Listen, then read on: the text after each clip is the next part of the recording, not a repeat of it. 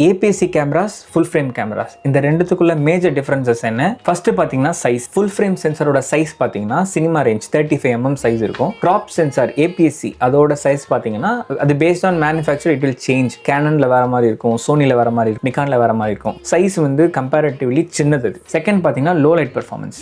அதோட சைஸ் பெருசா இருக்கனால ஃபுல் ஃப்ரேம் கேமராஸ் வந்து லோ லைட்ல சூப்பரா பெர்ஃபார்ம் பண்ணும். நீங்க ஃபுல் ஃப்ரேம்ல வந்து ISO நல்லா பூஸ்ட் பண்ணலாம். அது கிரெயின்ஸ் அவ்வளோ சீக்கிரம் வராது. பட் ஆனா நீங்க ஒரு APS-C சென்சார்ல வந்து நீங்க ISO பூஸ்ட் பண்ணீங்கன்னா கிரெயின்ஸ் நிறைய சீக்கிரம் வர ஆரம்பிச்சிடும். ஒரு 30 to 100 கிட்ட போனாலே பயங்கரமா கிரெயின்ஸ் வரும். தேர்ட் பாத்தீங்கன்னா depth of field. Full frame லென்சஸ்ல வந்து டெப்த் ஆஃப் ஃபீல்ட் செம்மையா இருக்கும். APS-C ல வந்து டெப்த் ஆஃப் ஃபீல்ட் வந்து கொஞ்சம் அதோட கம்பேரிட்டிவ்லி அதோட கம்மியாக தான் இருக்கும். நீங்க ஃபுல் ஃப்ரேம் ஆப்ஷன் தொட்டிங்கன்னா பயங்கர எக்ஸ்பென்சிவ். உங்க லென்சஸ்லாம் நீங்க வாங்குறது எல்லாமே எக்ஸ்பென்சிவா இருக்கும். ஏன்னா அது வந்து பெரிய லென்சஸ் அண்ட் பாடியும் பெருசு. கிராப் சென்சாரோட கதையே வேற.